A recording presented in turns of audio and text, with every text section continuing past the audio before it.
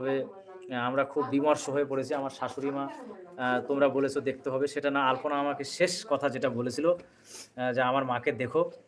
তার কারণ আমি আলপনাকে ১ম থেকেই তো আমার পাশে রেখেছিলাম, আমি দেখছিলাম ওকে।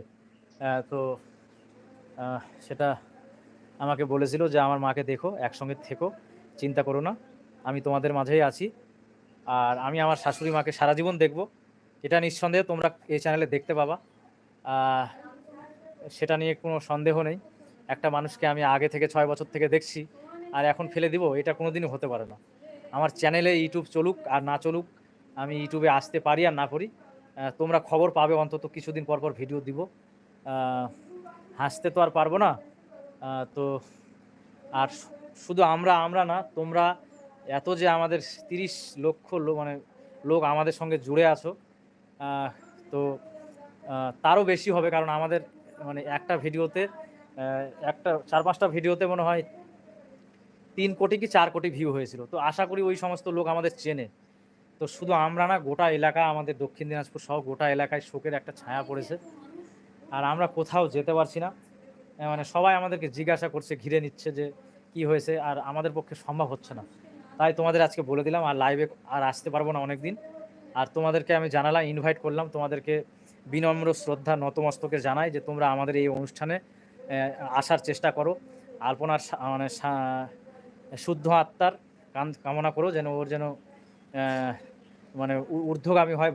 দাদা ভাইয়ের ওপর আমাদের পুরো বিশ্বাস যে দাদা ভাই কাকিমাকে অবশ্যই দেখবে, আর সেটা খুব ভালোভাবেই দেখবে, সেটা আমরা বুঝতে পারছি, কারণ এত বছর ধরে যখন রয়েছে তার সঙ্গে অবশ্যই দেখবে। আলপনা দিদির কি কি রোগ হয়েছিল সেটা তোমরা সবাই শুনে নাও দাদার মুখ থেকেই, ঠিক আছে? হচ্ছে ডক্টর দেবমাল্য ভট্টাচার্য, তো উনি বলছে যে যদি একে একটু মানে একটু যদি সার্ভাইভ করানো যায় তা আমি দেখে নেবো। ওর বোন ম্যারো হ্যান ত্যান, বলছে লিউকোমিয়া, মানে ওই ক্যান্সার নেই, বলছে যে ক্যান্সার নেই। ক্যান্সার থাকলেও যদি জানতে পারতাম তাও তো একটা কিছু হতো। ওর ক্যান্সার না, ওর বোন ম্যারো টেস্ট করতে হবে। আরও অনেক প্রবলেম ছিল। আর রক্তে কি যেন একটা, রক্তের মধ্যে ওর বাত ছিল, মানে যা সমস্যা ছিল রক্তের মধ্যে, শারীরিক কোনো মানে যে এই লিভারে ফ্যাটি লিভার এই সমস্ত এগুলো নিয়ে কোনো প্রবলেম ছিল না। কিন্তু অনেক ডাক্তার যেটা তৈরি হয় সেটাই বন্ধ হয়ে গেছে, রক্তটা যেখানে তৈরি হয় সেটাই বন্ধ হয়ে গেছে। তো সেই সমস্ত কারণে এত কিছু হয়ে গেল। আর ও খুব খুশিতে ছিল কয়েকদিন, ওকে ব্লাড দিয়েছে না, ওর শরীরটা মানে লাল, এই যে এইভাবে দেখছিল ডাক্তার, রক্ত দেখা যাচ্ছিল, চোখ মুখগুলো লাল লাল হয়েছিল। তো ও মানে এত খুশিতে ছিল, কিন্তু বেচারি যে চলে যাবে আমাদের ছেড়ে এটা ও ভাবেনি। আর আমি তো কি বলবো, কোনোদিনও ভাবিনি। আমার জীবন ছিল, আমার বাবা মার থেকে আমি আলপনাকে বেশি ভালোবাসি। এখনো আমি বলছি, আমার বাবা মার থেকে আমি অনেক বেশি ভালো। হয়তো আমার পাপ লিখবে কৃষ্ণ, এটা আমার জন্য লিখতে পারে।